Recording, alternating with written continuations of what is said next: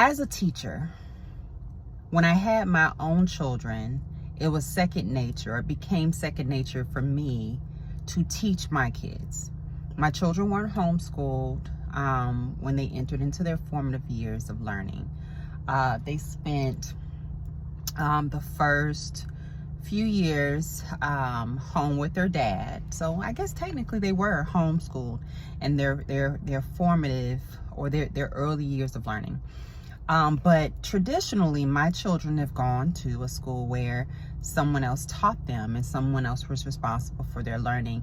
And my husband and I looked at that as the appropriate way to do things. Obviously, you either send them to a great public school, or you pray for them to get into a good school, yes, or you pay for them to go to a private school. And we often would pay for our children to go to a private school because we were convinced that that was the better education option, or the better educational option for our children. We wanted smaller class sizes. We wanted teachers who shared our faith as Christians. We wanted them to teach to our child and not to the whole class, but to the whole child. We wanted them to meet our kids where they were. We didn't want there to be a high emphasis on grades. So we sought out schools that had a Montessori vibe, that taught to the child, that encouraged them to learn in a variety of different ways, getting outside, using their hands, thinking critically. They didn't get grades. They were evaluated, but they didn't get grades. And all of those things were very attractive to my husband and I.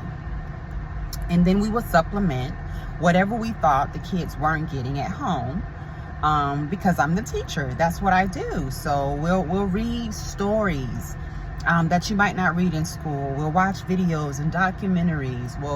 We'll go to a museum.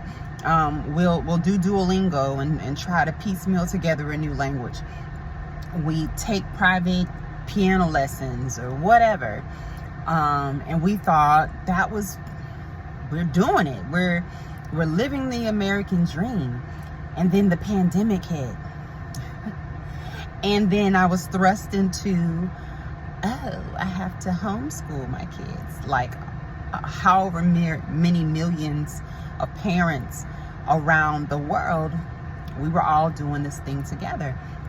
And my kids had a school that we still were sending them to, but it was virtual.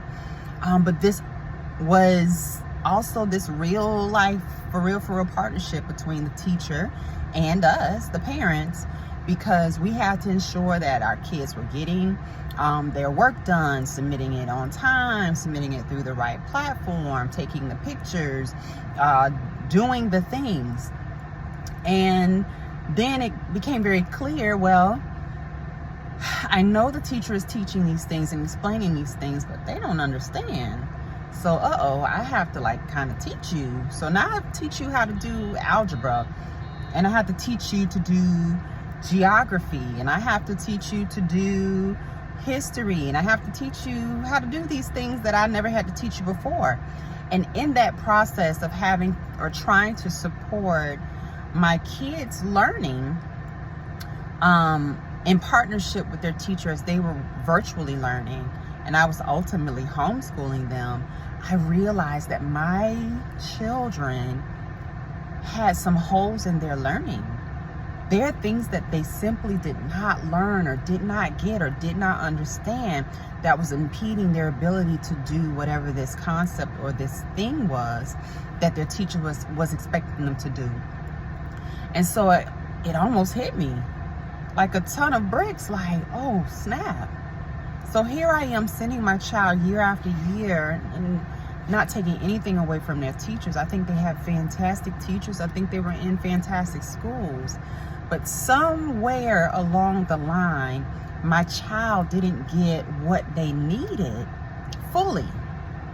They didn't learn the content deeply enough to be able to master it, and then now apply it to the next level of learning that they were expected to be able to perform at. I realized that, and then also started taking a look at the textbooks, what they were actually teaching my child and how they were going about teaching it. And I noticed that if the textbook was outdated, or if the content, they didn't see any black children, or they only heard about black sorrow, never black joy, never black celebration. It was all just, man, we just had it rough here in this country, and that's it. And that would bother me. So I felt for the first time in my life that even though I was a teacher teaching other people's kids, that I had not done a thorough enough job of teaching my own kids, and that it was not the responsibility of the teacher to teach my child solely. It was my responsibility to make sure that my children were learning what I wanted them to learn. I never realized that before this pandemic experience. So now I feel almost a mission.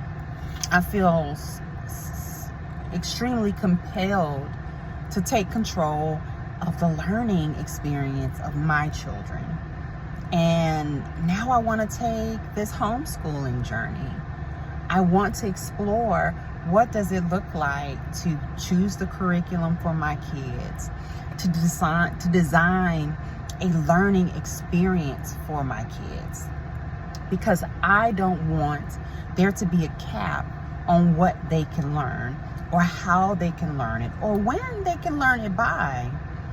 And so it made me think, well, if I'm experiencing these thoughts and these feelings, then other parents might be experiencing it as well. Other moms might be experiencing it as well. So yeah, that's what the pandemic taught me about my responsibility as a mom to educate my kids. What I thought was educating them wasn't. And so now I am motivated and inspired and challenged to educate my children the way that I think and know that they should be educated. So if that's something that resonates with you, I invite you to take this journey with me, because I'm learning as I go. But I promise you, as I learn, I'll share. Well, everybody, enjoy your day, your evening, whenever you're watching this. God bless you. And signing out, Dr. Belon Joseph, the Education Enthusiast.